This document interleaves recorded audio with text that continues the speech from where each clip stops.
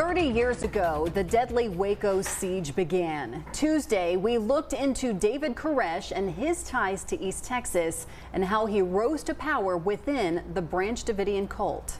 Today, we're going back into the KETK archives to show you the siege at Mount Carmel as told by those who saw it firsthand. Take a look. On February 28, 1993, a 51-day siege started. Those who watched the events unfold on TV remember it, but those who were there have every sight, sound, and feeling burned into their memory. To understand how it could happen, one must go back a few months before the raid to November 1992. Bill Clinton was elected president on a platform of cutting all government expenses. DeGuerin was the attorney who represented David Koresh. His time in Waco and the years since the siege have made him more knowledgeable about the tragedy than most. The cuts he mentioned included the budget of the Bureau of Alcohol, Tobacco, and Firearms, or ATF. Though they had a commando unit, they had never used it. Afraid of losing funding for the unit, a team was assembled and a raid was planned. I know that the two commanders of the ATF were hell-bent on doing it, regardless of whether the conditions were right or not. By chance, something happened in the prelude to the raid. A delivery driver at Mount Carmel dropped a box, causing it to open, and to his surprise, it was full of guns. So they realized that something illegal was going on, and then they got information that he may be converting firearms into full automatics. Now the commanders had a reason to deploy their unit, and the planning for what they called Operation Showtime would begin. But something else, also by chance, happened before the ATF reached the compound. The media had been tipped off by someone in law enforcement. And so they were trying to find where the compound was. They didn't even know where it was. So they stopped a mailman. The mailman gave the news crew directions, and someone in the news crew hinted at the raid to the mailman. Little did they know they had just spoken to a Davidian who would rush to Koresh and warn him. Mount Carmel was now preparing for war.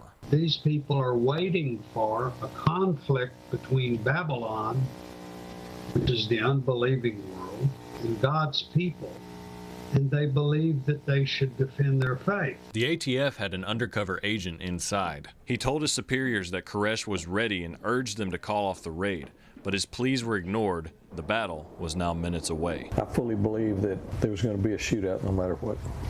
Just by the frame of mind that Koresh was in. At 9:45 a.m., agents entered the compound and were met with heavy resistance. Both sides say the other shot first. It was like an action movie, with agents providing suppressing fire while others entered through windows, and helicopters buzzed all around the compound drawing fire from other Davidians. At 11:30 a.m., a ceasefire was reached. By this point, 4 ATF agents had been killed and 16 were wounded, and 5 Davidians were killed. The ATF managed to contact Koresh via telephone, and once they did this, the FBI took over and negotiations began. Almost 2 weeks later, Koresh's mother reached out to DeGuerin, and he would go on to speak with Koresh for most of the 51 days. He was very relieved to see me. He was very open with me. It looked like finally they would, to them, that they would be able to have a peaceful resolution. By early April, DeGuerin says he had earned the trust of Koresh and the Davidians, and it was looking like Koresh would come out peacefully after Passover on April 12th. Passover's over. We're going to get our plan executed. He's going to walk out with me. He's going to surrender to a single Texas Ranger, and it will be over. But Koresh delayed his surrender once more. He wrote DeGuerin a letter saying he needed to write some religious text before he could come out. They said, "Don't worry about it." They said, "We have all the time in the world." Now, there was conflict in the FBI between the tactical teams and the negotiation teams. Members from the former were trying to convince Janet Reno, U.S. Attorney General at the time, that they needed to end the raid now by force. DeGuerin would eventually find out more than a month of negotiations would be lost.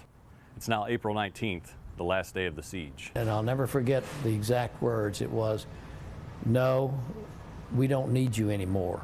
McNamara was in his office with a Davidian who was a material witness, watching the events unfold on TV. I said, they'll come out when that gas hits them, that CS gas, when it hits them, they're coming out.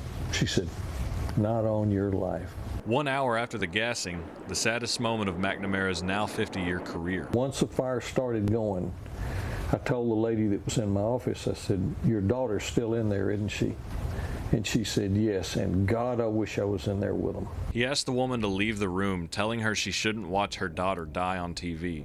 During the fire, only 9 people came out. The bodies of 70 Davidians, many of them children, were found after the fire was put out. And now, 25 years later, books have been written and documentaries have been created, chronicling everything that happened during the raid, what was done and what could have been done better, the many things history often teaches us. And that was former KETK reporter Matthew Thibodeau with today's From the Archives report.